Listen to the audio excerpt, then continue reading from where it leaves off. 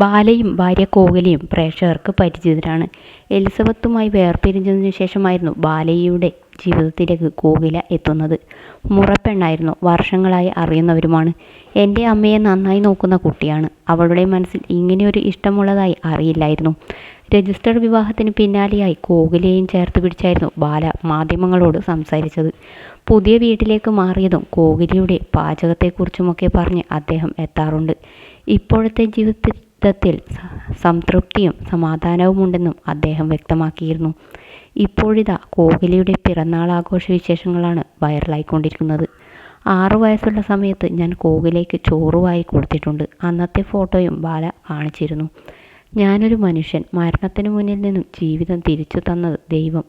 ജീവിതത്തിൽ ഞാൻ ആവശ്യപ്പെടുന്നത് കാശല്ല, സ്നേഹമാണ്. ചോദ്യങ്ങൾക്ക് ഉത്തരം പറയാൻ പേടിയാണിപ്പോൾ. എൻ്റെ എല്ലാ സ്വത്തും ഞാൻ കോകിലയ്ക്ക് കൊടുത്തു. എനിക്ക് 10 രൂപ വേണമെന്നുണ്ടെങ്കിൽ കോകില തരണം. ഞാനൊരു ബിസിനസ് പ്രൊഡക്റ്റല്ല. എനിക്കും വേദനിക്കും. ഒരു മനുഷ്യൻ ജീവിച്ചിരിക്കുമ്പോൾ ചത്തുപോയാൽ എന്നൊക്കെ ചോദിച്ചാൽ എൻ്റെ മനസ്സും വേദനിക്കും. 2 വർഷമായി ഞാൻ മിണ്ടിയിട്ടില്ലല്ലോ. ഇതുവരെ ഞാൻ മൗനമാണ്. ഞാൻ മാത്രമല്ല വിക്ടിം. എന്നെപ്പോലെ കുറേ പേരുണ്ട്. ഇത്ര പേർക്ക് ഇത്ര കൂടി കൊടുത്തു. കാശ് വേണ്ട, സത്യം പറയുമോ എന്നൊക്കെ ചോദിച്ച് ആളുകൾ വിളിക്കുന്നുണ്ട്.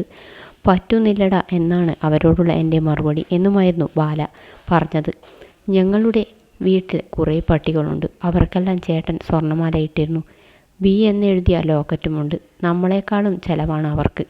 ആശുപത്രിയിൽ പോകുന്നതും കുളിപ്പിക്കുന്നതും ഫുഡുമൊക്കെയായി നല്ല ചെലവാണ്. ഒരു മാസം 50,000-ഓളം ചെലവുണ്ട്. 4 പേരുണ്ടല്ലോ. നമ്മൾ തന്നെയാണ് നോക്കുന്നത്. ഞാൻ എല്ലാം പഠിച്ചു വരികയാണ്. ഇവരോടൊപ്പമുള്ളപ്പോൾ സമയം പോകുന്നതേ അറിയില്ല. മാമാക്ക് ജീവനാണ് ഇവരൊക്കെ. എല്ലാവരും നല്ല സ്നേഹമാണ്. നിയോ, ഡെയ്സി, ഷെൽസി, സിങ്ക എന്നൊക്കെയാണ് പട്ടികളുടെ പേരുകൾ. ഇതുവരെ ഇവർ ആരെയും കടിച്ചിട്ടില്ല എന്നായിരുന്നു വളർത്തുമൃഗങ്ങളെക്കുറിച്ച് കോകിലയുടെ കമൻറ്റ്.